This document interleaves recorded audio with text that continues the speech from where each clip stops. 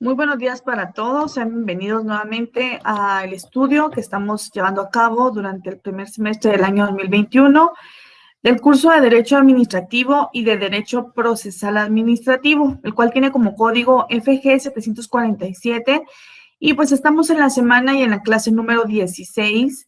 El tema que estaremos abordando en esta oportunidad es conocido como el procedimiento económico coactivo, y también vamos a estar desarrollando el proceso contencioso administrativo de conformidad con la ley de la materia.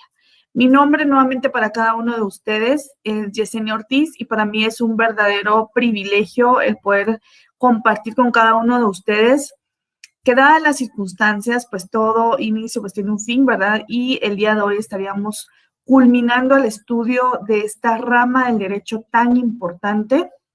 Mis sinceras felicitaciones para cada uno de ustedes.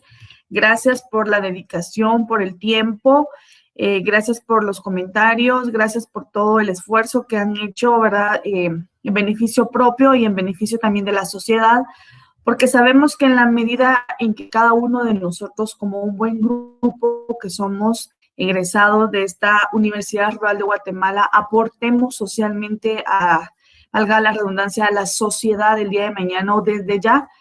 Como bien sabemos, en este grupo de estudios tenemos profesionales en otras carreras, en otras materias, y también tengo colegas que son licenciados en Ciencias Jurídicas y Sociales y que únicamente para completar, ¿verdad? Necesitan pues optar al título universitario de abogado y notario, pero desde ya ustedes son buenos profesionales y mis mejores y sinceros deseos para cada uno de ustedes. Bueno, en ese sentido, considerando que es nuestra última clase, vamos a compartir entonces el objetivo de la misma para que ustedes puedan conocer qué es lo que se espera en esta hora y que ustedes puedan tener una idea clara y concisa de lo que estaremos abordando en esta oportunidad.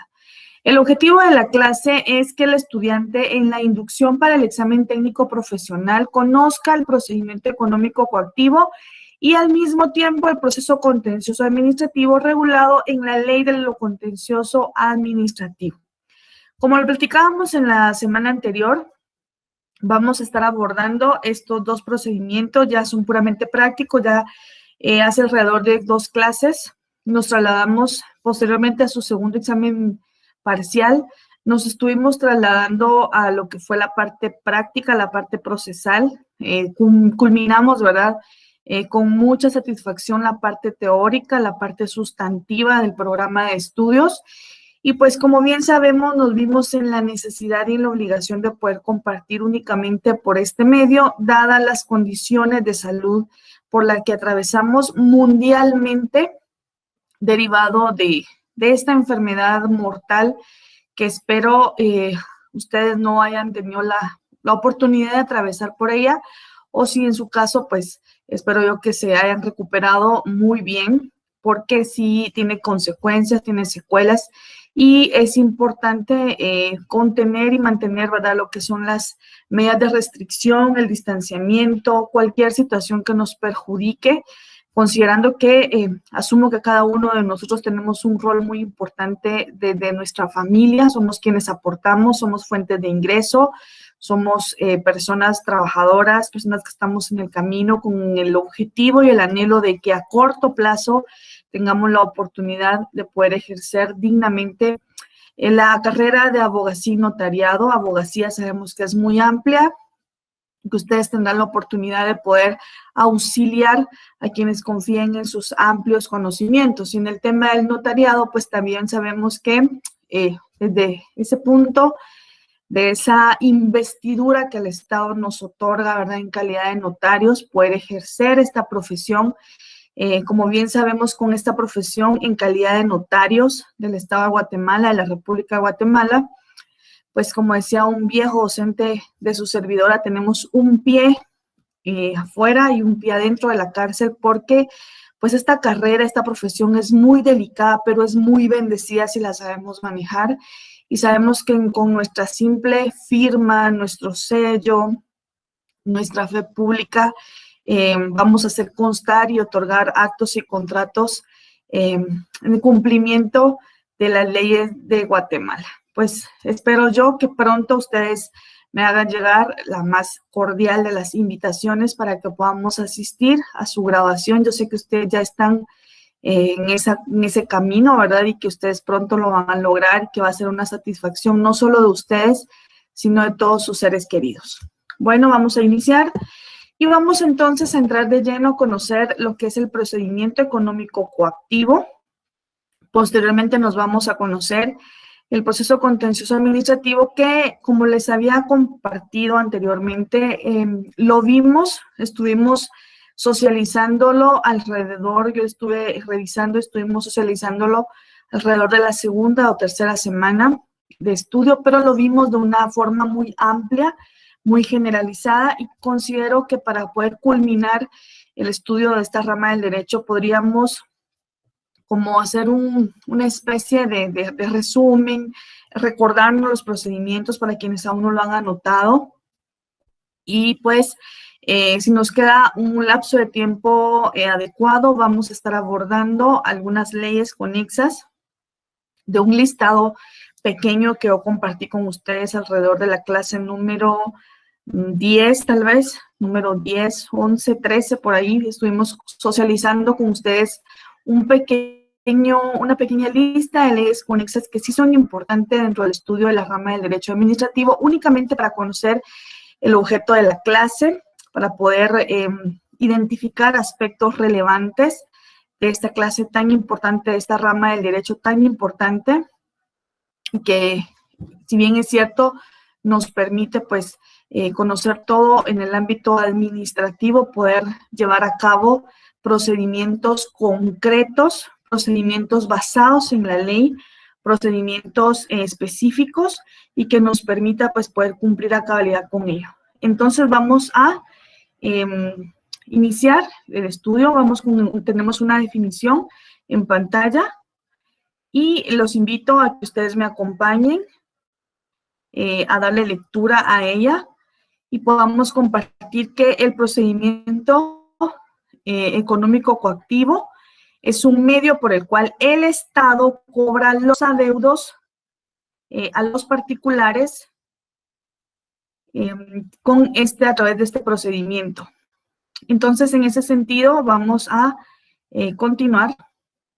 Y tenemos entonces que el procedimiento económico coactivo es un medio por el cual el Estado cobra los adeudos que los particulares tienen con los que deben ser de la siguiente manera. Deben ser líquidos, deben ser exigibles, deben ser de plazo vencido y preestablecidos legalmente a favor de la administración pública. Para que tengamos la idea de ello, entonces lo que tenemos en pantalla es una definición clara. Por favor, les pido de favor que tomemos esta definición y que la anotemos. Recordemos que al final de la actividad tenemos una serie de preguntas de estudio que ustedes deberán responder con el objeto, ¿verdad?, que también sea parte de su evaluación, de la evaluación que hacemos, y pues que ustedes tengan una idea clara sobre lo que es este tipo de procedimientos. En cuanto a ello, yo les pido que tomen nota entonces y que la puedan anotar, que la puedan establecer.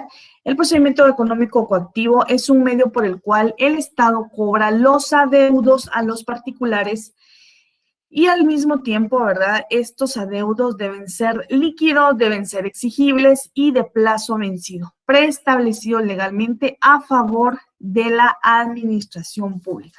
Este procedimiento económico coactivo es un medio por el cual el Estado cobra sus adeudos, como bien lo hemos mencionado, a los particulares, esos adeudos que nosotros en calidad de particulares tenemos con el Estado de Guatemala, con las condicionantes que deben ser líquidos, deben ser exigibles, deben tener un plazo vencido y al mismo tiempo contener, ¿verdad?, lo que son las características específicas. El fin exclusivo de este tipo de procedimientos es conocer, ¿verdad?, de los procedimientos para obtener el pago de los adeudos a favor del fisco. Esto es lo que claramente nos muestra este tipo de procedimiento. Estos adeudos son aquellos que proceden de un fallo condenatorio de cuentas, de multas y de mora en obligaciones de carácter tributarias.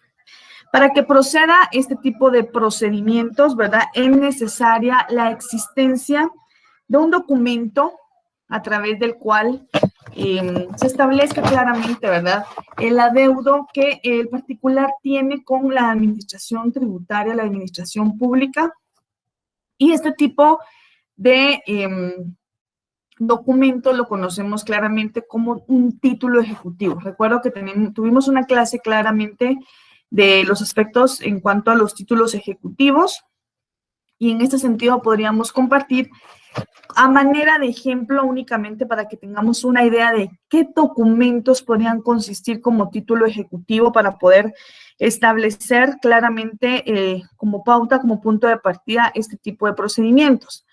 De conformidad con algunos ejemplos a considerar como documentos que puedan consistir en calidad de título ejecutivo, podríamos compartir una sentencia firme dictada en un juicio de cuentas o una sentencia firme con motivo de aplicación de la ley de probidad. ¿Se recuerdan ustedes que socializamos en una clase la ley de probidad de funcionarios y empleados públicos? Esta ley que nos permite responder muy bien a la función que tenemos como funcionarios, como empleados del Estado de Guatemala, y que nos obliga a acatar instrucciones claramente establecidas en la ley de la materia.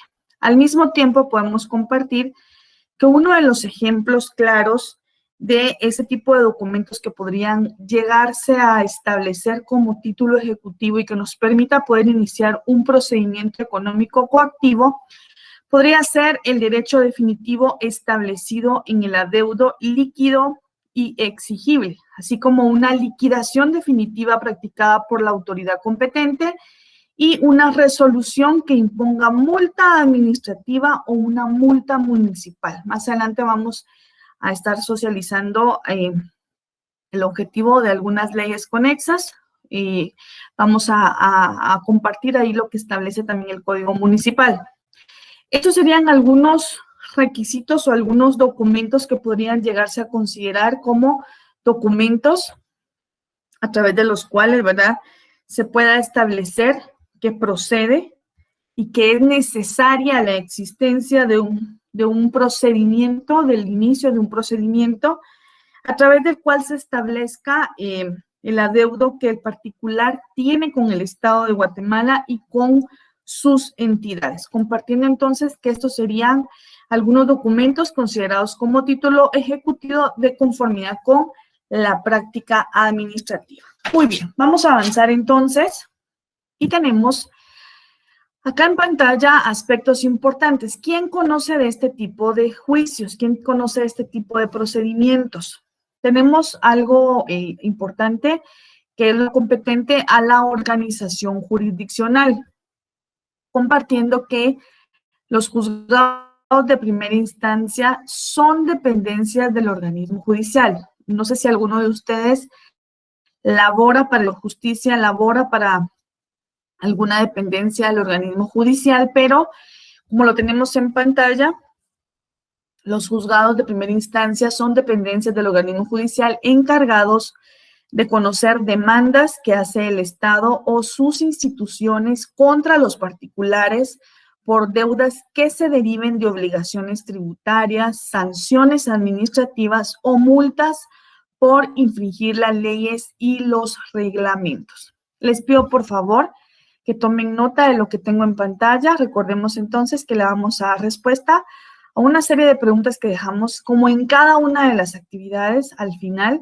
Y pues si ustedes tienen alguna duda pueden consultar claramente, ¿verdad?, la ley de la materia. Pueden también consultar claramente la clase, me parece que se aparece, ¿verdad?, cargada, y también pueden hacer uso de la interpretación jurídica, de la lógica jurídica, y si ustedes consideran que tienen como opción el poder responder alguna interrogante y que no encuadra dentro de las mismas, pues ustedes también pueden considerar, ¿verdad?, hacer uso de los procedimientos y responder correctamente. En ese sentido, vamos a avanzar y tenemos algunas características del procedimiento económico coactivo. Características del procedimiento económico coactivo. las tenemos en pantalla. Entonces, tenemos que es un proceso de ejecución, porque como bien lo compartimos, ¿verdad? Es un procedimiento a través del cual se establece que se debe de tener un documento o un título ejecutivo para poder iniciar este tipo de procedimientos. La segunda característica que podemos compartir, podríamos mencionar que la parte actora siempre va a ser el órgano administrativo. Esto es para que lo tomemos en cuenta. La parte actora siempre va a ser la administración pública, para que ustedes lo consideren. Y la característica número 3 es que las pretensiones de la administración pública son de carácter coactivo. ¿Y esto qué significa? Al establecer que son de carácter coactivo, pues lo interpretamos que son por la fuerza, para que ustedes tengan la idea de esto. Y al mismo tiempo podemos establecer, entonces, de forma resumida, que dentro de las características del procedimiento económico coactivo en Guatemala, la primera, ¿verdad? Y muy importante es, entonces, dentro de las mismas, es que es un proceso de ejecución. Al mismo tiempo, la segunda, que el actor va a ser el órgano administrativo, para que ustedes lo tomen en cuenta. El actor siempre va a ser el órgano administrativo.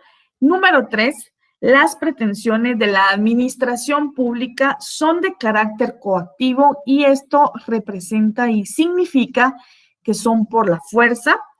Y también podemos compartir que la jurisdicción, tal cual lo teníamos en la imagen anterior, la ejercen los juzgados de lo económico coactivo, la ejercen los tribunales ordinarios de primera instancia y la sala del Tribunal de Cuentas. Son 3 organismos, 3 entes a través de los cuales se conoce, ¿verdad? A través de los cuales se ventila este tipo de procedimientos que tienen mucho auge, que ustedes no se imaginan, por si alguno de nosotros que estamos en este grupo sí labora o sí tiene actividades personales, profesionales, laborales dentro del ámbito tributario, dentro de este ámbito administrativo.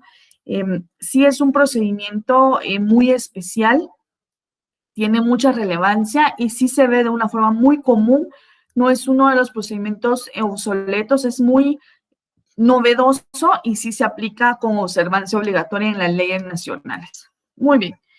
En cuanto a la naturaleza jurídica del procedimiento económico coactivo en Guatemala, ¿cuál es la naturaleza jurídica del procedimiento económico coactivo en Guatemala?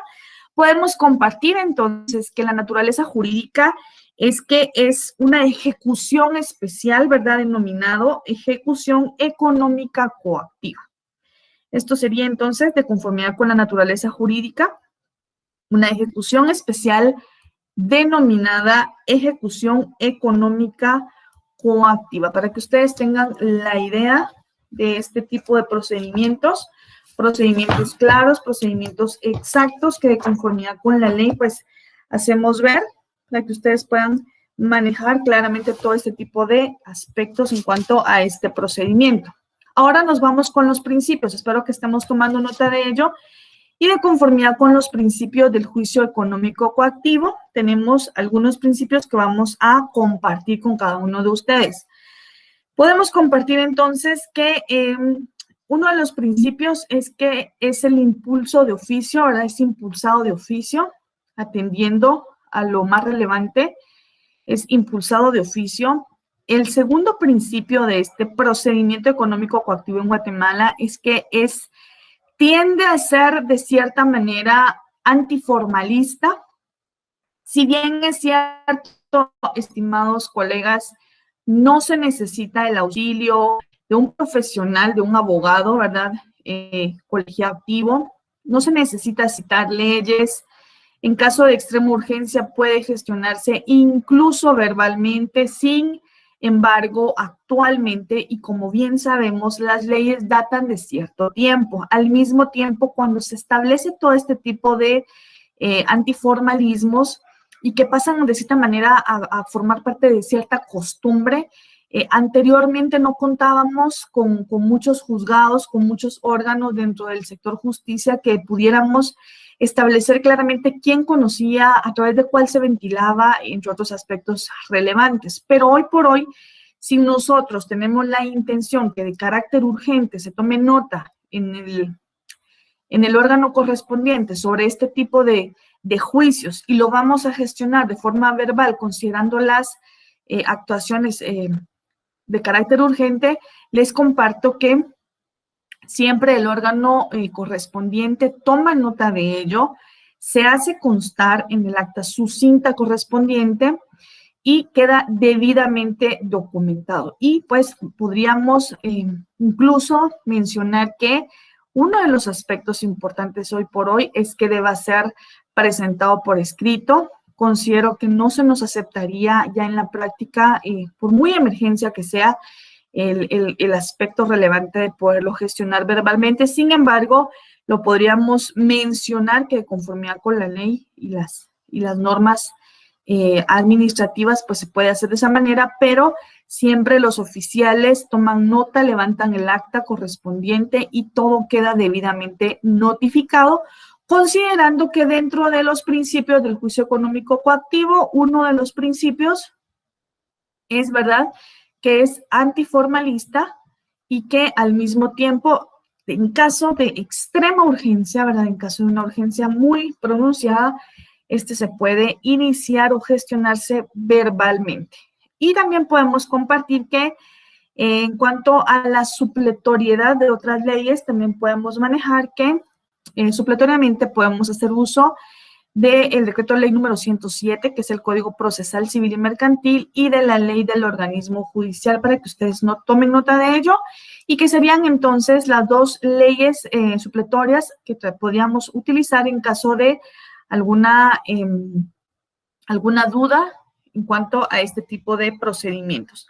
Entonces tenemos, para resumir, es impulso de oficio, es de cierta manera antiformalista o poco formalista, quiere decir que no se necesita auxilio al abogado y que de conformidad con el procedimiento y sus principios, pues supletoriamente podemos hacer uso de lo que establece el Código Procesal Civil y Mercantil y también de la ley del organismo judicial.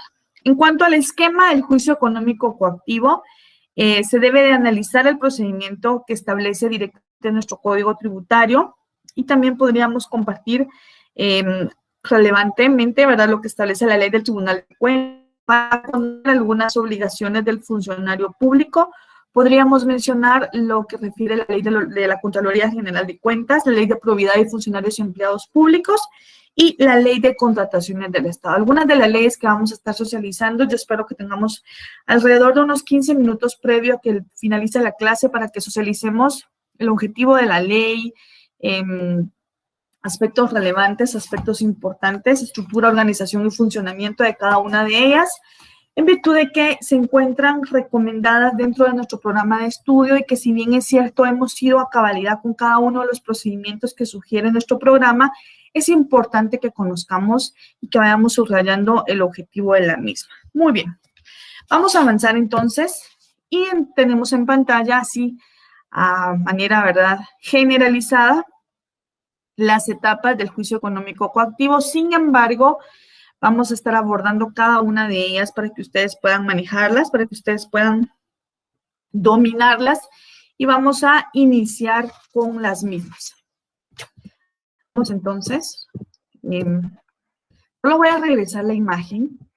Si ustedes se pueden dar cuenta, tenemos una definición, tenemos la parte de la organización jurisdiccional, como bien lo compartimos, a quien le compete conocer este tipo de procedimientos de conformidad con los principios y las características propias, y pues en ese mismo orden, ¿verdad?, hemos compartido que de conformidad a el fin exclusivo de este tipo de procedimientos, pues le compete directamente a las dependencias del organismo judicial el poder conocer, el poder resolver y el poder de decisión en cuanto a este tipo de juicios. Tenemos las características principales, tenemos los principios del juicio económico coactivo, y ahora sí nos vamos con las etapas. Este es un juicio breve, es un juicio que aplica de una forma muy pronta y cumplida cada una de las etapas que conlleva.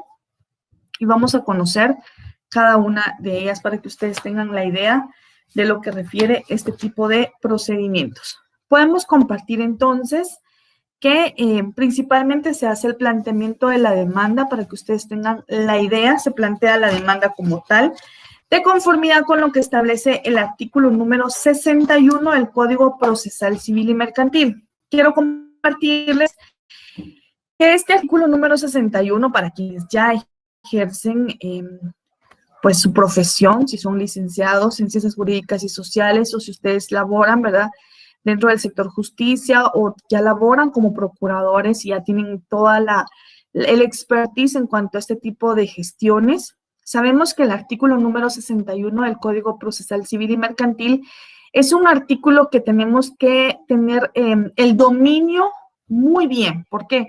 Porque esa es la base legal para todo escrito que nosotros estemos planteando a donde corresponda. Entonces, si ustedes me acompañan, si tienen al alcance su Código Procesal Civil y Mercantil, nos vamos al artículo número 61. Yo sé que ustedes lo consultan constantemente porque ustedes deben de tener la referencia clara e idónea de este tipo de requisitos que se establecen en cuanto a el todo primer escrito. Vamos con el artículo número 61 y tenemos entonces, para tener una idea, que proceso, ¿verdad?, es una serie de etapas progresivas que persiguen la resolución de un conflicto. Ese es el objetivo de un proceso, el obtener la resolución de un conflicto. ¿Cuál es el fin entonces del proceso? En la solución de un conflicto, de un litigio o de una controversia. Entonces, para que tengamos la idea, en cuanto a ya, si ustedes se desenvuelven directamente en lo que es Guatemala, ¿verdad? No en algunos de los departamentos, sino en Guatemala, entonces se distribuye, ¿verdad?, de conformidad con el Centro de Servicios Auxiliares de Administración de Justicia y ya se hace llegar a el órgano competente específico. Tenemos entonces que en cuanto al artículo número 61, la primera solicitud que se presente a los tribunales de justicia debe de contener los siguientes requisitos. Número 1, la designación del juez o tribunal a quien va dirigido. Esto es muy importante, dado que este tipo de procedimientos es muy claro, este tipo de procedimientos es muy específico, nos permite conocerlo, ¿verdad?, desde un punto de vista tributario, desde un punto de vista financiero, desde un punto de vista administrativo. Y en cuanto a este primer requisito, la designación del juez o tribunal a quien se dirija, como hemos compartido anteriormente, la jurisdicción la va a ejercer los juzgados de lo económico coactivo, para que tomen nota, los tribunales ordinarios de primera instancia y las salas del Tribunal de Cuentas. Entonces, designación del juez o tribunal a quien se dirija, número 1, es los juzgados de lo económico coactivo. Número 2, tribunales ordinarios de primera instancia. Y número 3, la sala del Tribunal de Cuentas. Y al mismo tiempo podemos compartir lo que establece el artículo número 185 del Código Tributario. Si ustedes tienen el artículo número 185 ahí, del Código Tributario, también le vamos a dar lectura y posteriormente culminamos con lo que refiere al artículo número 61 del Código Procesal Civil y Mercantil. En cuanto al artículo número 185 del Código Tributario, este únicamente hace referencia a la supletoriedad de la ley, al establecer que en lo que no contraríen las disposiciones del Código Tributario y en todo lo previsto en esa sección de la ley, ¿verdad?, se aplicarán las normas del Código Procesal Civil y Mercantil y al mismo tiempo lo que establece la ley del organismo judicial. Continuando con la secuencia de los requisitos del planteamiento de la demanda de conformidad con el decreto ley número 107 del Congreso de la República, Código Procesal Civil y Mercantil, en el número 2 aparece nombres y apellidos completos del solicitante o de la persona que lo represente, su edad, estado civil, nacionalidad, profesión u oficio, domicilio e indicación del lugar para recibir notificaciones. Acá, como ya sabemos que es un procedimiento, como lo hemos venido manejando, que es un procedimiento, ¿verdad?, que es a través del cual el Estado cobra los adeudos a los particulares. En este numeral, en este inciso 2, pues aparecen los requisitos de quien representa los intereses del Estado de Guatemala por medio de la administración pública. Número 3 sería la relación de los hechos a que se refiere la petición clara y concreta. En ese apartado se debe de establecer claramente qué es lo que se pretende, a través del cual pues el Estado requiere que el particular cumpla con los adeudos pendientes, con los adeudos que éste tiene pendientes, ¿verdad?, con la administración tributaria. En el número 4, fundamentar legalmente por medio de la ley correspondiente, fundamento de derecho en que se apoya la solicitud, ¿verdad?, citando las leyes respectivas. Número 5, nombre, apellido y residencia de las personas de quienes se reclaman un derecho. Y cabe mencionar que si se ignora, ¿verdad?, la residencia se debe de hacer constar. Máximo, o tomando en cuenta de una forma más relevante, que es la administración pública quien va a plantear ese tipo de juicios. Y si no conocemos directamente, o si por la vía administrativa hemos tratado de ubicar al contribuyente, de ubicar al particular y no ha sido posible, no ha sido viable, se debe de hacer constar ese tipo de extremo con el objeto de que el Estado, por medio del órgano competente, que sería entonces siempre a través del organismo judicial, se establezca, se ubique al contribuyente, se ubique al particular y se le notifique correctamente y que quede plasmado, que quede documentado, que quede probado que se le ha notificado por medio de los extremos correspondientes. La siguiente, que es el número 6, la petición en términos precisos, ¿verdad? Y si vamos ya con el apartado de las peticiones. En el número 7 tenemos el lugar y la fecha a través de la cual se está presentando este tipo de demandas, este tipo de escritos.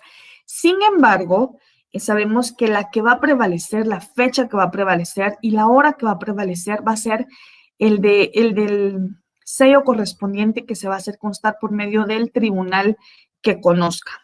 Número 8, la firma del solicitante, es decir, de quien representa los intereses del Estado y del abogado colegiado que lo patrocina, así como el sello de este. Cuando ustedes ya tengan su sello como profesionales, abogados y notarios, ustedes van a poder gestionar ese tipo de procedimientos. Ustedes van a poder auxiliar a la administración pública, administración tributaria, en cuanto a juicios económicos coactivos. Y si desde ya alguno de nosotros que somos parte de este grupo ya hace algunas gestiones de esta índole, sin embargo, pues únicamente nos queda pendiente lo que es la firma y el sello, pero ya tenemos la experiencia en cuanto a este tipo de planteamientos, pues sabemos que son procedimientos muy dinámicos, son procedimientos muy atractivos y que nos permite conocer desde el punto de vista tributario aspectos que hoy por hoy tienen mucho auge.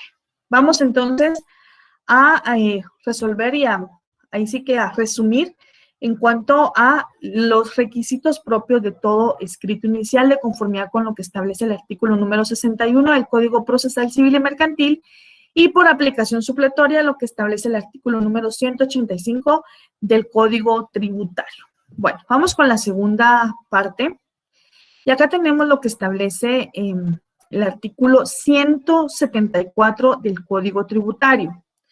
De conformidad con la secuencia que se le da a este tipo de procedimientos, a este tipo de juicios, podemos compartir entonces que se le corre audiencia al demandado. El demandado es el contribuyente, el demandado es el titular que ha dejado de cumplir con la administración tributaria lo que corresponde de conformidad con la ley, esa obligación tributaria que tenemos en calidad de contribuyentes. Entonces, de conformidad con lo que establece el artículo número 174, si ustedes lo tienen al alcance, le vamos a dar lectura, pero atendiendo a esta etapa que se está abordando, se le da audiencia al ejecutado por un plazo de 5 días para que se oponga a la demanda o haga valer las excepciones que correspondan. Lo que yo resalto como favorable es que podemos manejar este tipo de definiciones, este tipo de extremos en cuanto a las excepciones. Sabemos que tenemos dos clases de excepciones. las previas, ¿verdad? Que más adelante vamos a conocer algún espacio en cuanto a ello. Tenemos las excepciones perentorias también. Entonces, ustedes tienen un estudio, ustedes están muy adelantados en cuanto a poder conocer ese tipo de extremos y únicamente nos podemos concretar a establecer las etapas que se van a llevar a cabo sin entrar a mencionar cada uno de estos aspectos.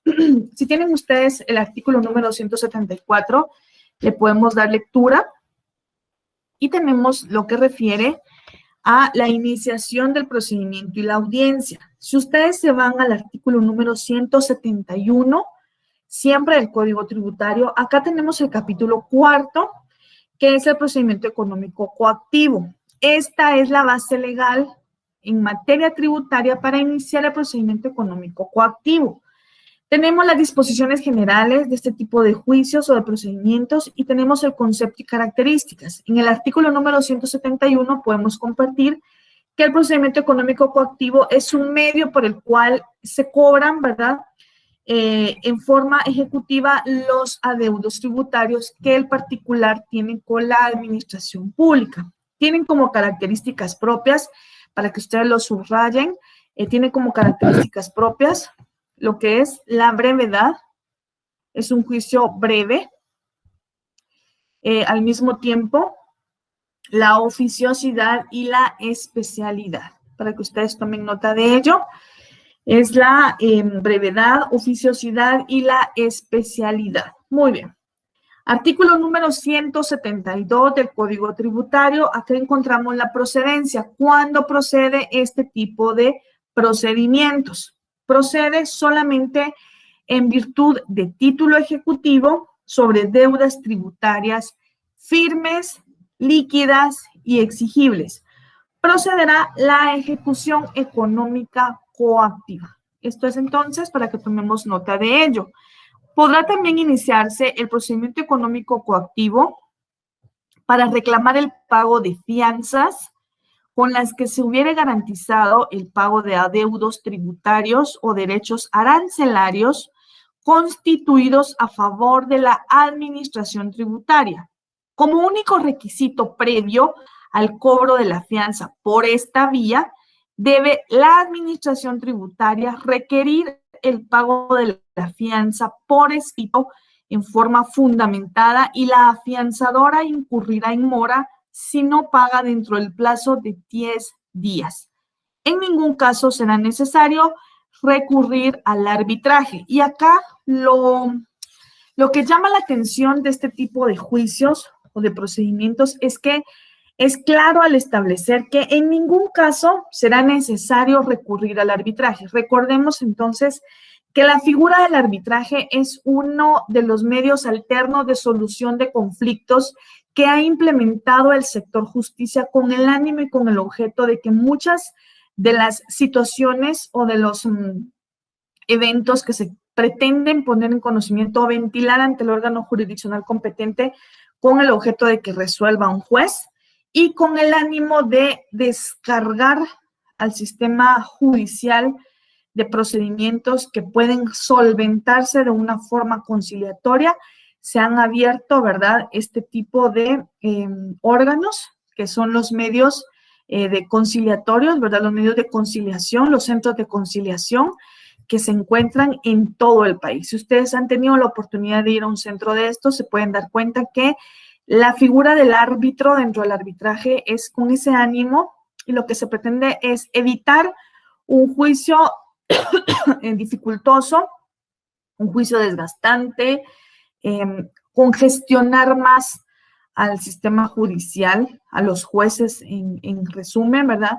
Porque se pretende que se desvanezca todo tipo de situación, que se llegue a una etapa conciliatoria por medio del cual el árbitro pueda solventar, conocer y resolver de este tipo de situaciones. Entonces, este artículo es muy claro al establecer esto, que no será necesario recurrir al arbitraje como un medio alterno de solución de conflicto.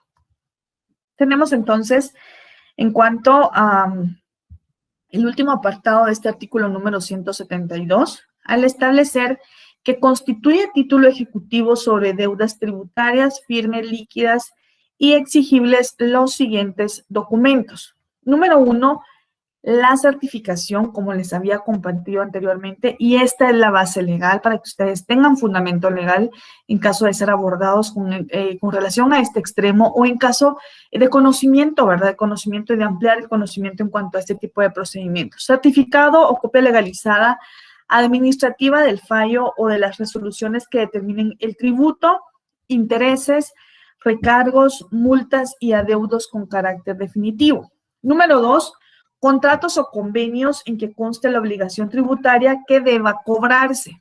Número 3, certificación del reconocimiento de la obligación tributaria hecha por el contribuyente o responsable ante autoridad o funcionario competente. Número 4, la póliza que contenga fianza en la que se garantice el pago de adeudos tributarios o derechos arancelarios a favor de la administración tributaria. Número 5, certificación del saldo deudor de cuenta corriente tributaria de obligaciones líquidas y exigibles. Y número 6, otros documentos en que consten deudas tributarias que por disposición de la ley tengan fuerza ejecutiva. En cuanto a este último número 6, numeral 6, podemos incluir todos los ejemplos que yo había dado anteriormente. Tenemos entonces en el artículo número 173 y es claramente los requisitos del título ejecutivo administrativo. En este sentido, podemos compartir que para que los documentos administrativos constituyan un título ejecutivo de cobranza, deberán reunir los siguientes requisitos. Número 1, ¿verdad? Que sería el lugar y la fecha de la emisión. Número 2, nombres y apellidos completos del obligado, razón social o denominación del deudor tributario y su número de identificación tributaria. Número 3, el importe del crédito líquido, exigible y de plazo vencido, que es un requisito sine qua non para que esto camine, para que esto avance. Número 4, el domicilio fiscal. Número 5, la indicación precisa del concepto del crédito con especificación en su caso, el tributo, los intereses, recargos o multas y del ejercicio de imposición a que corresponda. Número 6, nombres, apellidos y firma del funcionario que emitió el documento y la indicación del cargo que ejerce aún cuando se ha emitido en la forma que establezca el artículo número 125 del Código Tributario. Y número 7 sería entonces el sello de la oficina administrativa. Muy bien, entonces, retomando el tema del procedimiento económico coactivo, habiendo fundamentado legalmente el concepto, sus características, la procedencia y los requisitos de un verdadero título ejecutivo administrativo, pasamos ahora sí a lo que establece el artículo número 174 en cuanto a la iniciación del procedimiento y la audiencia que se le corre al demandado. Muy bien. Artículo número 174, iniciación del procedimiento y la audiencia. Promovido el juicio ejecutivo, el juez calificará el título en que se funde, ¿verdad? Y si lo considerara suficiente y la cantidad que se reclama de conformidad con la ley fuera líquida y exigible, despachará el mandamiento de ejecución y ordenará el requerimiento de pago al obligado y el embargo de bienes en su caso. Fundamento legal, artículo número 174 del Código Tributario. En el siguiente párrafo se establece que en la misma resolución dará audiencia al ejecutado por el plazo de 5 días hábiles para que se oponga o haga valer sus excepciones. Si se trata de ejecución de sentencia, solo se admitirá las excepciones nacidas con posterioridad a la misma. Para que se tome en cuenta, yo les pido que subrayen con un color diferente este último apartado en cuanto a la admisión de excepciones que sean nacidas con posterioridad a la sentencia en caso de ejecución de sentencia. Muy bien, ahora sí nos vamos a la comparecencia o a las actitudes del demandado. Y nos vamos a lo que establece el artículo número 175 en cuanto a las y actitudes del demandado, este podría no comparecer. ¿Y qué sucede en caso de incomparecencia? Si el demandado no comparece a juicio, no se opone ni interpone excepciones, ¿cuál es el efecto? Muy bien. Nos vamos al artículo número 175 y los invito a que me acompañen a darle lectura. Y acá tenemos la incomparecencia del ejecutado. Si el ejecutado no compareciere a deducir o interponer excepciones, el juez dictará sentencia en la que declarará, según proceda, sí al lugar o no a la ejecución y ordenará el remate de bienes o el pago en su caso. Esta es la resolución esto es lo que sucede en caso de que el ejecutado no comparezca al momento de haber sido requerido dentro del plazo establecido de 5 días para que, pues entonces, él también tenga el derecho, ¿verdad?, de conformidad con lo que establece el Código Tributario, a poderse pronunciar, a correrse la audiencia para que se oponga o haga valer sus excepciones. Vamos entonces, y tenemos otra de las actitudes del demandado. Si el demandado se opone a la demanda o plantea excepciones, le vamos a dar lectura a lo que establece el artículo número 176 del Código Tributario. Oposición del ejecutado. Esta es la siguiente etapa. Si el ejecutado se opusiere, deberá razonar su oposición y, si fuere necesario, ofrecer la prueba pertinente. Sin estos requisitos, el juez no le dará trámite a la oposición. Quiere decir esto, estimados colegas, que si el demandado sí se opone a la demanda y también plantea sus excepciones, entonces va a razonar su oposición y va a ofrecer la prueba pertinente. Si no razona y no ofrece prueba, el juez no le dará trámite a la oposición. Si el demandado tuviere excepciones que interponer, deberá deducirlas todas en el escrito de oposición. Tiene que presentar su escrito a través del cual se va a oponer, ¿verdad? Y va a manifestar las razones de su oposición, va a plantear los medios de prueba y va también a interponer las excepciones correspondientes. Esto sería en cuanto al artículo número 176. En el último párrafo menciona que el juez oirá por 5 días hábiles a la administración tributaria y con su contestación o sin ella mandará recibir las pruebas por el plazo de 10 días hábiles comunes a ambas partes si lo pidiere alguna de ellas o el juez lo estimare necesario. Eso es lo que viene a continuación. Entonces, de conformidad con el último párrafo del artículo número 175, si el ejecutado sí se opone, sí presenta los medios de prueba y sí plantea las excepciones correspondientes, entonces el juez oirá por 5 días hábiles a la administración tributaria y con su contestación o sin ella mandará recibir todas las pruebas por el plazo de 10 días hábiles comunes a ambas partes, si lo pidiere alguna de ellas o el juez lo estimare necesario. En ningún caso, tomemos nota de esto, en ningún caso se otorgará plazo extraordinario de prueba, para que estemos conscientes de ello y tengamos la idea de que en cuanto a poder requerir un plazo extraordinario para ofrecer los medios de prueba correspondiente, este no se otorgará de conformidad con el último párrafo o apartado del artículo número 176 del Código Tributario. Vamos entonces a la etapa de la apertura a prueba.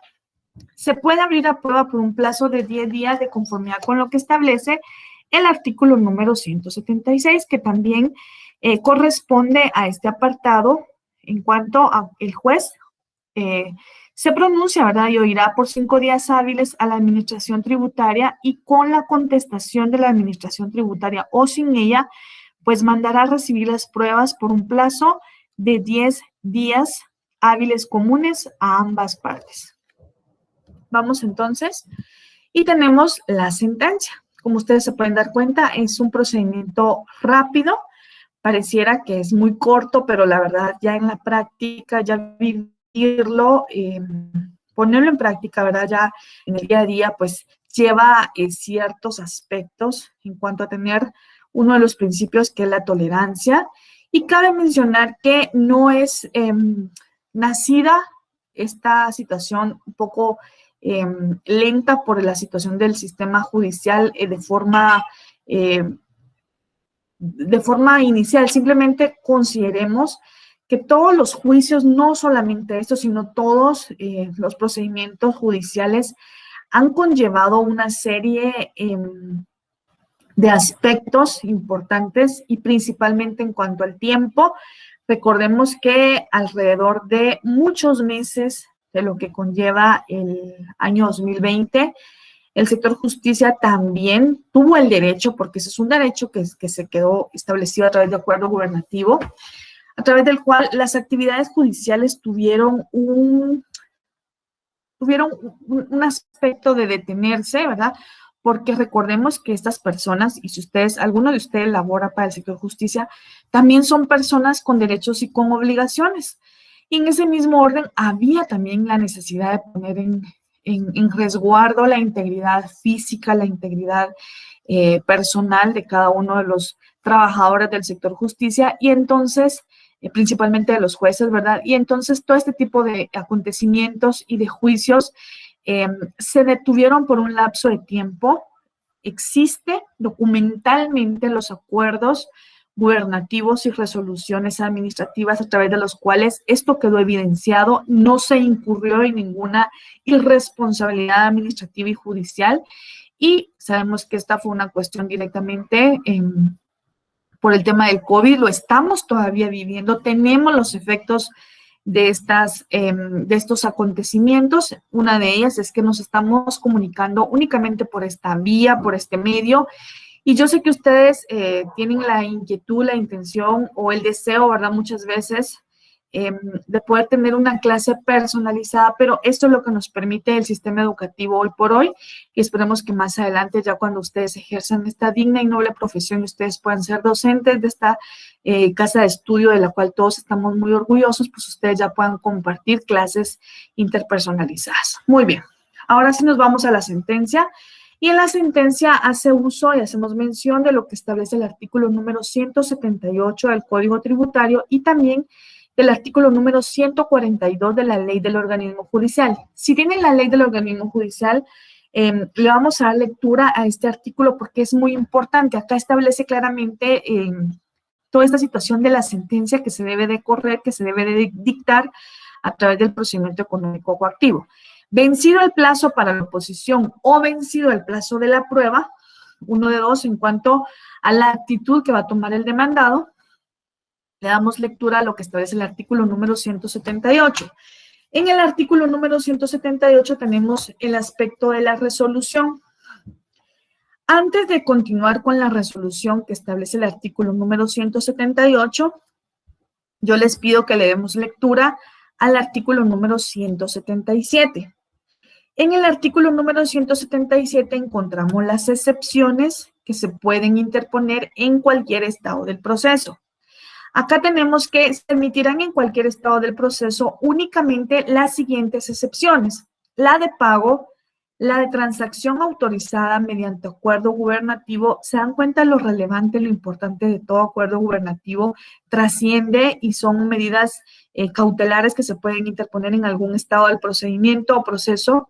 Número 3, finiquito debidamente otorgado. Número 4, la prescripción. Número 5, caducidad. Y número 6, las nacidas con posterioridad a la contestación de la demanda y que destruyan la eficacia del título. Esto sería entonces en cuanto a las excepciones que se puedan plantear e interponer en cualquier estado del proceso. Vencido entonces el plazo de la oposición o vencido el plazo de la prueba, de conformidad con el artículo número 178, establece lo relativo a la resolución. Vencido el plazo para oponerse o el de la prueba en su caso, el juez se pronunciará sobre la oposición y las excepciones deducidas. Además, el juez declarará si ha o no lugar a hacer trance y remate de los bienes embargados o pago, en su caso, de la deuda tributaria y de las costas judiciales. Y nos vamos a darle lectura a lo que establece claramente el artículo número, solo si me lo permiten, que tengo un grupo de leyes, no quiero que nos quede alguna ley Tenemos acá y tenemos ya la ley del organismo judicial. Nos vamos con el artículo número 142. Y en el artículo número 142 encontramos el plazo para resolver. Como recordemos que el artículo número 185 del Código Tributario claramente hace énfasis en la supletoriedad de las leyes en caso de ambigüedad de alguna de las leyes en materia tributaria, que podemos hacer uso de lo que establece el Código Procesal Civil y Mercantil y la LOJ, la Ley de Organismo Judicial. En ese sentido, de conformidad con lo que establece el artículo número 142, establece el plazo para resolver. Y podemos compartir que las providencias o decretos deben dictarse a más tardar al día siguiente de que reciban las solicitudes, para que lo tomemos en cuenta. Los autos dentro de los 3 días y las sentencias dentro de los 15 días después de la vista, y esta se verificará dentro de los 15 días después de que se termine la tramitación del asunto, salvo que en leyes especiales se establezcan plazos diferentes, en cuyo caso se estará a lo dicho en esas leyes. Entonces, fundamento legal para la resolución en juicio económico coactivo, artículo número 178, artículo del Código Tributario, artículo número 142 de la Ley del Organismo Judicial, plazo 15 días de conformidad con la ley. Eso sería entonces el procedimiento económico coactivo. Ya ustedes tienen la idea de este tipo de juicios. Sabemos entonces, para resumir, antes de que pasemos al esquema del juicio, del procedimiento administrativo, tenemos entonces que el procedimiento económico coactivo en Guatemala es promovido por el Estado, ¿verdad?, que desarrolla una actividad que se le denomina financiera, por medio de la cual adquiere los medios necesarios para el cumplimiento de la finalidad establecida para su existencia como un elemento teleológico, ¿verdad?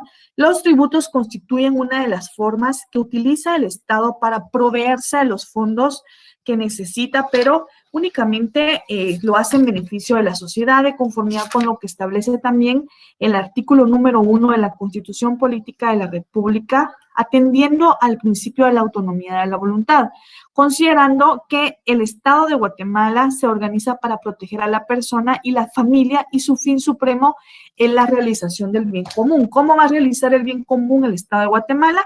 Pues uno de los medios es a través de proveerse de los fondos que necesite, y uno de los medios o uno de los canales para proveerse de este tipo de fondos, pues es el cumplimiento de los tributos correspondientes. Muy bien.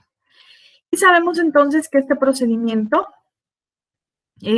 surge cuando los particulares se rehúsan al pago. Entonces, a la administración pública no le queda otro camino, ¿verdad?, y verse en la necesidad de cobrar de una forma coercitiva, que ya les he compartido a qué se refiere, es decir, por la fuerza. Y entonces, en ese mismo sentido, acude a un órgano jurisdiccional denominado Juzgado de lo Económico Coactivo. En cuanto a las características, sabemos que es un proceso de ejecución, que el actor siempre va a ser el órgano administrativo y que la jurisdicción pues la ejercen, como lo hemos compartido, los juzgados correspondientes en cuanto a este tipo de materia. La naturaleza jurídica del procedimiento económico coactivo en Guatemala es considerado un juicio de ejecución especial, ejecución económica coactiva, denominado como ejecución económica coactiva, y sabemos entonces que el fin exclusivo de este tipo de procedimientos es conocer de los procedimientos para obtener el pago de los adeudos a favor del fisco. Al mismo tiempo, sabemos que para que proceda este tipo de procedimientos es necesaria, ¿verdad?, como ya lo hemos compartido, la existencia de un documento en donde claramente se establezca el adeudo que el particular tiene con el Estado o sus entidades, y que este tipo de documentos son conocidos como títulos ejecutivos. En cuanto a los principios procesales de este tipo de juicios, en cuanto al juicio económico coactivo, sabemos que tiene una peculiaridad porque es impulsado de oficio, es poco formalista, que no se necesita el auxilio de un abogado, y que supletoriamente podemos hacer uso de lo que establece el decreto ley número 107 y también de lo que establece la LOJ, ¿verdad?, la Ley del Organismo Judicial. y que el esquema lo encontramos claramente en el Código Tributario. La demanda o escrito inicial hace uso en observancia obligatoria de lo que refiere al artículo número 61 del Código Procesal Civil y Mercantil, y por qué no mencionar de lo que refiere el artículo número 28 de la Ley de lo Contencioso Administrativo y el artículo número 28 de la Constitución Política de la República de Guatemala. Muy bien, estimados amigos, con eso hemos llegado al fin del procedimiento económico coactivo en Guatemala y nos trasladamos a otro de los procedimientos importantes, pero antes de que nos conlleve, ¿verdad?, lo que es el poder establecer el procedimiento contencioso administrativo, vamos a hacer una breve referencia de lo que conlleva el estudio de la Ley de lo Contencioso Administrativo. Si ustedes se dan cuenta, de acuerdo a lo que tengo en pantalla para cada uno de ustedes, tengo entonces que de conformidad con la ley, tenemos el decreto número 119, inciso 96, creo que la tengo por acá está. Y entonces esta ley fue aprobada el 21 de noviembre del año 1996, publicada el 20 de diciembre del mismo año, con una vigencia de 60 días después de su publicación. Conlleva el estudio o la lectura obligatoria de un único considerando y al mismo tiempo contiene 3 títulos. En el primer título contiene las diligencias previas, en el segundo título conlleva ya lo que es el estudio riguroso del proceso contencioso administrativo, que es el que trataremos de abordar en esta oportunidad.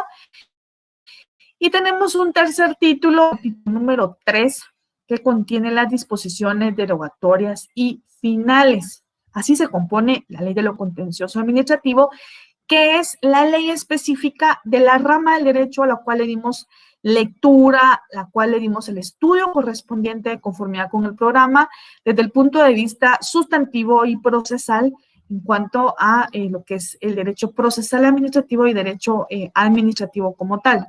En cuanto a los títulos, tenemos un capítulo primero, de conformidad con la misma, tenemos las generalidades, tenemos los recursos, tenemos disposiciones generales, tenemos la demanda, tenemos el emplazamiento, tenemos las actitudes del demandado, tenemos el periodo de prueba, tenemos la sentencia y la ejecución. Así se compone lo que es la Ley de lo Contencioso Administrativo, para que ustedes tomen nota de ello y puedan tener una clara idea de lo que se puede establecer y de lo que vamos a entrar a conocer, o que hemos abordado alrededor de estos meses que hemos compartido. No sé si ustedes se recuerdan la primera vez que pudimos compartir, pues yo sí recuerdo que estuvimos socializando aspectos relevantes del derecho administrativo, sus definiciones, sus principios, características, novedades y generalidades de forma completa. Y ustedes se han dado cuenta cómo hemos venido evolucionando y le hemos dado, hemos cumplido con el programa de estudio. El derecho administrativo, incluso en cuanto al programa, que está muy bien estructurado, pero es mucho más amplio. Ustedes no se imaginan los escenarios que van a tener en la vida y que los van a poder abordar desde el punto de vista administrativo. Por eso, ustedes deben de tener buenos cimientos, no se queden únicamente con lo que compartimos en la clase, aún más considerando que es de forma virtual. Ustedes vayan a la ley, ustedes lean, hagan uso de la lógica jurídica, del criterio jurídico, de la interpretación jurídica, y que ustedes puedan tener un análisis concreto. Esto de todo lo que conlleva aspectos administrativos es muy importante, y pues estamos ya finalizando con el estudio de esta rama del derecho, una rama muy, muy buena, muy oportuna, y estamos entonces conociendo la estructura de la Ley de lo Contencioso Administrativo.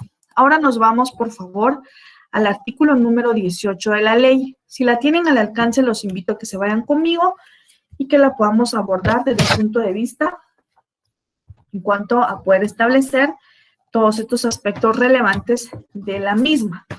Tenemos entonces el artículo número 18. Vamos a ir comentando algunos aspectos principales. La naturaleza.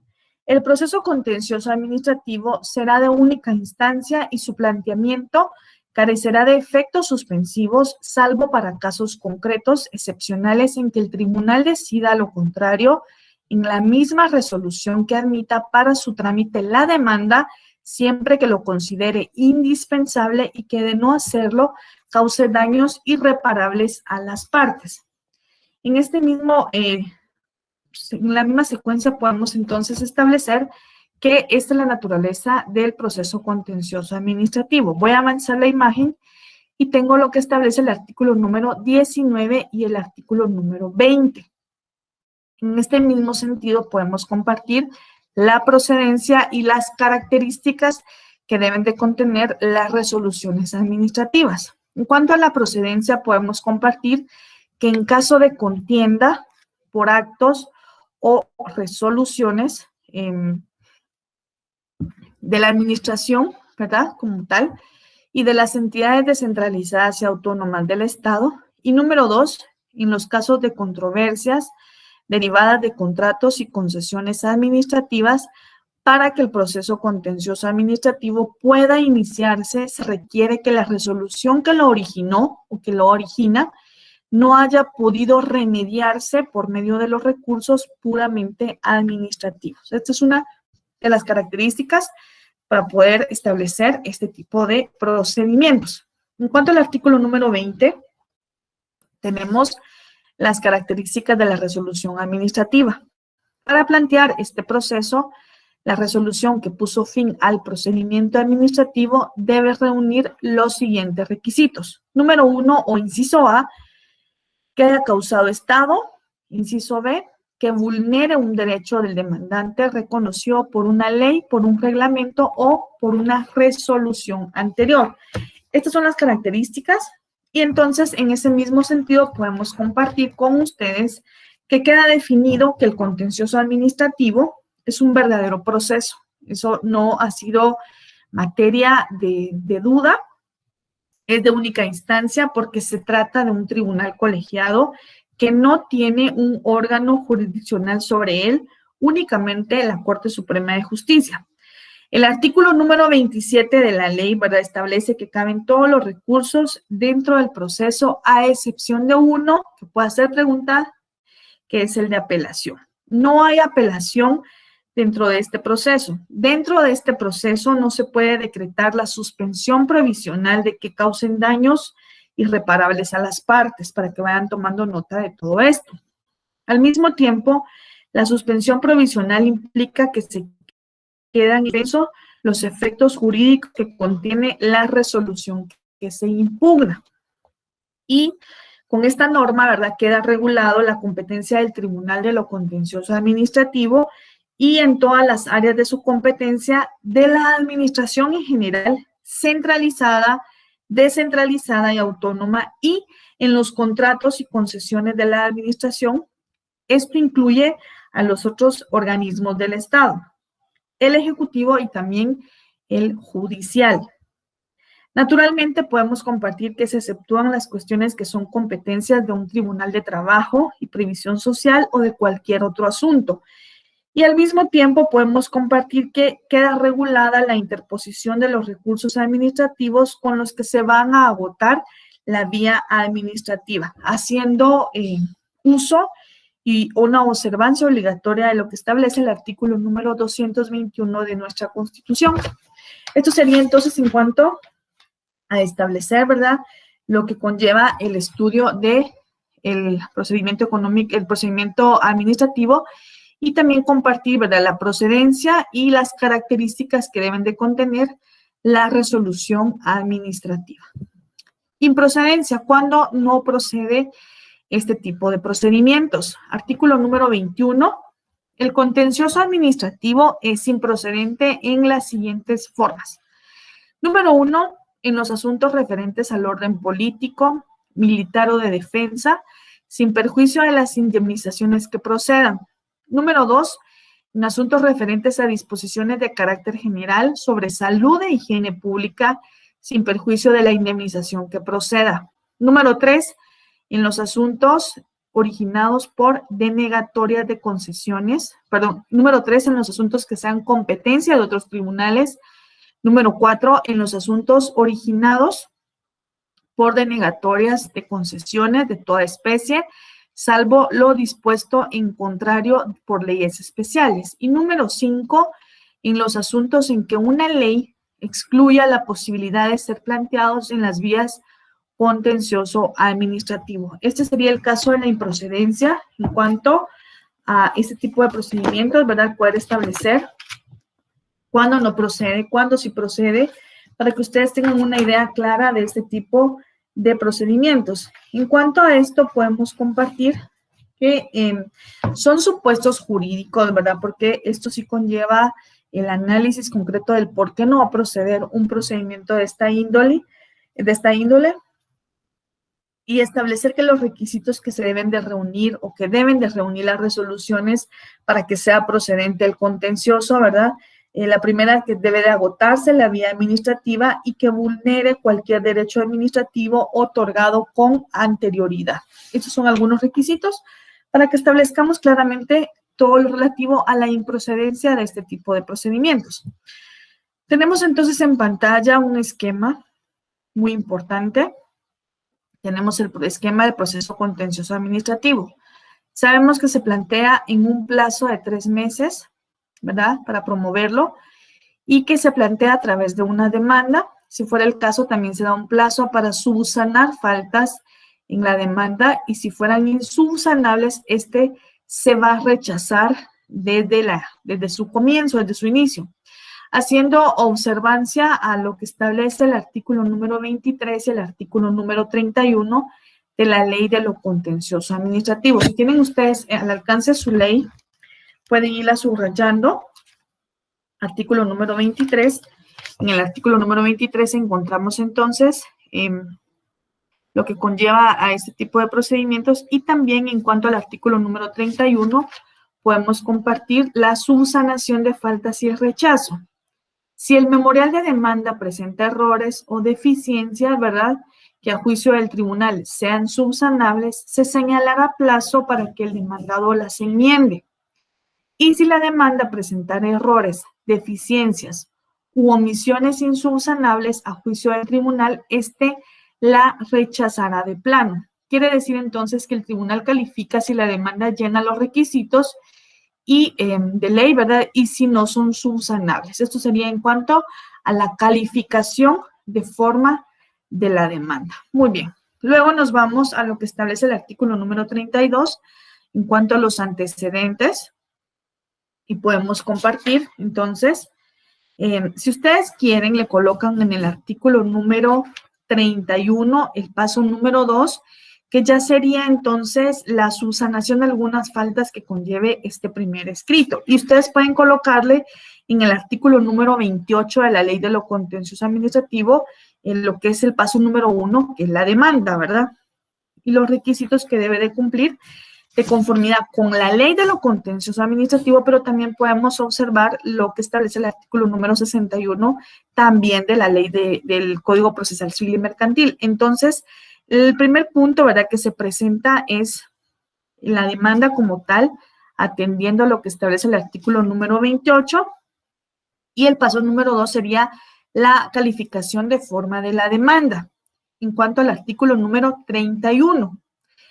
Y podríamos compartir que el paso número 3 lo encontramos en la solicitud de antecedentes, ¿verdad?, e informe circunstanciado.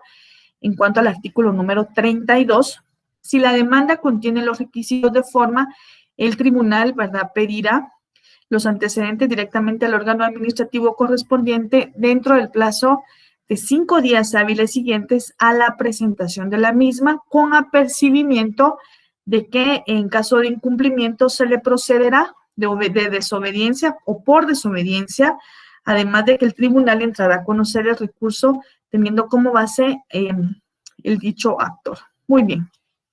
Esto sería entonces, y podemos encontrar en el artículo número, siempre en el artículo número 32, ¿verdad? De acuerdo al esquema que tenemos en pantalla, tenemos lo relativo al plazo, ¿verdad?, para remitir los antecedentes con informe circunstanciado. En cuanto al último párrafo del artículo número 32, podemos compartir que el órgano administrativo requerido enviará los antecedentes con informe circunstanciado dentro de los 10 días hábiles siguientes a aquel en que haya recibido el pedido de revisión. Esto lo tenemos en la tercera pestaña que tenemos en pantalla en cuanto a los 10 días para que el órgano administrativo envíe los antecedentes. Fundamento legal, artículo número 32. Posteriormente, como ustedes se pueden dar cuenta, tenemos entonces el paso número 5, que es ya la admisión, y podemos compartir lo que establece el artículo número 33. En este artículo encontramos entonces la admisión, compartiendo que, encontrándose los antecedentes en el tribunal, este examinará la demanda con relación a los mismos y si la encontrara arreglada a derecho, la admitirá para su trámite. La resolución se dictará dentro de los 3 días siguientes a aquel en que se haya recibido los antecedentes o en que haya vencido el plazo para su envío. Esto es en cuanto al artículo número 33 y podemos colocarle acá paso número, si ustedes lo consideran, paso número 5. Luego nos vamos a el emplazamiento que lo encontramos en el artículo número 35. Si nos vamos al artículo número 35, tenemos el emplazamiento y acá tenemos entonces que en la resolución de trámite de la demanda se emplazará al órgano administrativo o institución descentralizada demandando a la Procuraduría General de la Nación a las personas que aparezcan con interés en el expediente y cuando el proceso se refiera al control y fiscalización de la hacienda pública, también a la Contraloría General de Cuentas, dándoles audiencia por un plazo común de 15 días. Esto es en cuanto al emplazamiento. Si ustedes se dan cuenta, tenemos 1, 2, 3, la quinta pestaña que tenemos en pantalla. Y luego nos vamos al artículo número 36, por favor. En el artículo número 36 encontramos las excepciones previas. Y podemos compartir entonces que los emplazados pueden interponer dentro del 5º día del emplazamiento las siguientes excepciones, pero estas son excepciones previas. Incompetencia, litispendencia, demanda defectuosa, falta de capacidad legal, falta de personalidad, falta de personería, caducidad, prescripción, cosa juzgada y transacción. Estas serían entonces las excepciones previas de conformidad con lo que establece el artículo número 36 de la Ley de lo Contencioso Administrativo. Posteriormente nos vamos al artículo número 41 y acá encontramos la apertura a prueba por un plazo de 30 días. Si ustedes se dan cuenta, en ese artículo tenemos que, contestada la demanda y la reconvención, en su caso se abrirá a prueba el proceso por un plazo de 30 días, salvo que la cuestión sea de puro derecho, caso en el cual se omitirá la apertura de prueba, en caso de que sea de puro derecho, la que también se omitirá cuando a juicio del tribunal existieran suficientes elementos de convicción en el expediente.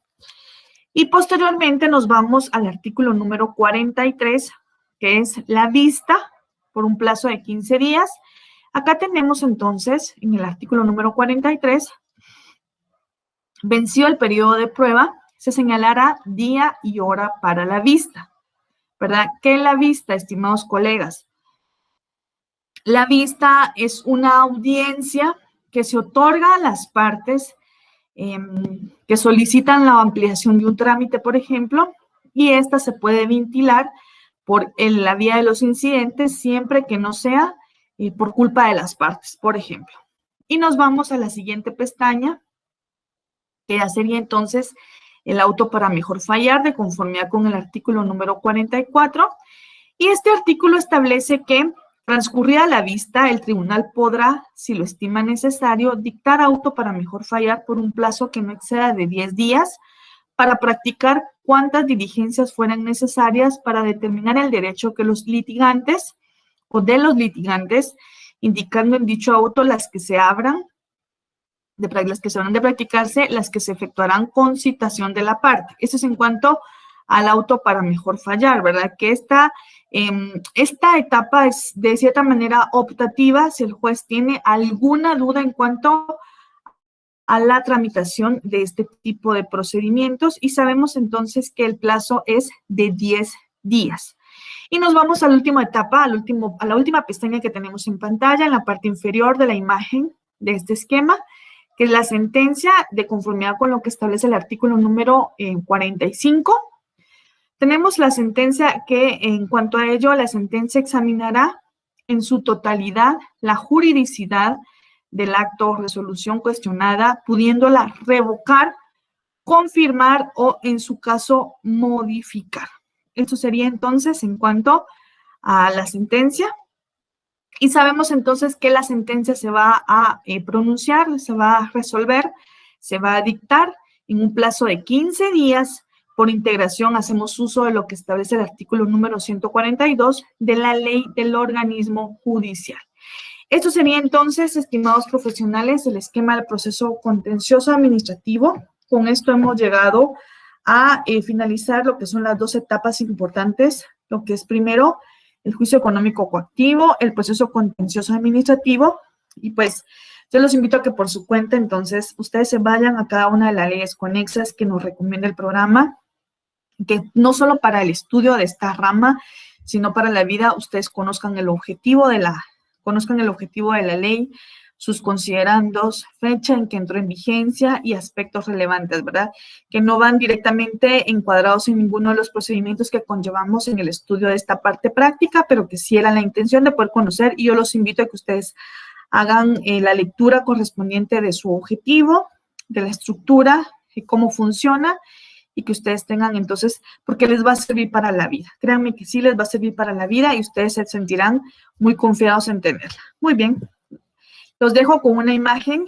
Tienen en pantalla una imagen, ¿verdad?, motivacional, considerando que esta es la última clase, semana número 16, clase número 16. Hemos finalizado con el programa de estudios, con todo lo que nos ha recomendado el programa. Hemos cumplido a cabalidad con todo lo que establece el programa. Y les pido, por favor, que le den lectura conmigo a esta imagen. Si quieres triunfar, no te quedes mirando la escalera.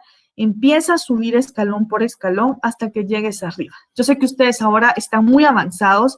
El que ya estén haciendo, el que ya se encuentren ustedes en el estudio de su examen técnico profesional, de esta rama del derecho y de todas las que conllevan en este semestre, mis sinceras felicitaciones para cada uno de ustedes. Les deseo muchos éxitos, les deseo mucha salud, principalmente en estos tiempos de tanta enfermedad, y que pues sus sueños se cumplan a corto plazo, para alegría, satisfacción de ustedes y de todos esos seres bonitos a su familia que confían en ustedes. Vamos con las preguntas. Semana número 16. Pregunta número 1. Medio por el cual el Estado cobra los adeudos que los particulares tienen con los que deben ser líquidos, exigibles y de plazo vencido y preestablecido legalmente a favor de la administración pública. Número 2, ¿cuáles son las características del juicio económico coactivo? Número 3, ¿cuáles son los principios del juicio económico coactivo? Número 4, plazo en que se le corre audiencia al ejecutado en el juicio económico coactivo. Número 5, plazo para emitir sentencia en el juicio económico coactivo. Número 6, ¿cómo puede definir el proceso contencioso administrativo? Número 7, ¿cuál es la naturaleza jurídica del proceso contencioso administrativo? Y pueden ustedes colocar el fundamento legal. Número 8, ¿en qué casos procede el proceso contencioso administrativo? Y también pueden compartir el fundamento legal. La siguiente, enumere los casos en que es improcedente el proceso contencioso administrativo. Tenemos un fundamento legal de improcedencia y lo deberán de colocar. Y número 10 y última pregunta, ¿cuáles son los requisitos que debe contener las resoluciones sobre las cuales se puede plantear el proceso contencioso administrativo? Muchas gracias por su tiempo, muchas gracias por su esfuerzo, muchas gracias por compartir conmigo. No tuve la oportunidad de compartir o de conocerlos, mejor dicho, pero si coincidimos en un futuro, en un escenario de la vida, en un evento, en una circunstancia, yo les pido que me compartan, que fuimos parte del grupo de estudio de este curso, y yo espero que pronto ustedes me hagan llegar por algún medio la invitación a su graduación, y espero poder abrazarlos y poder decirles, ¿verdad?, que me siento muy honrada de haber sido parte, aunque sea pequeña, de este estudio que ustedes han hecho para poder optar a los títulos de abogados y notarios. Mis sinceras felicitaciones, mi cariño para ustedes. Les deseo lo mejor. Un abrazo a la distancia y estoy para servirles. Muchas gracias por su tiempo.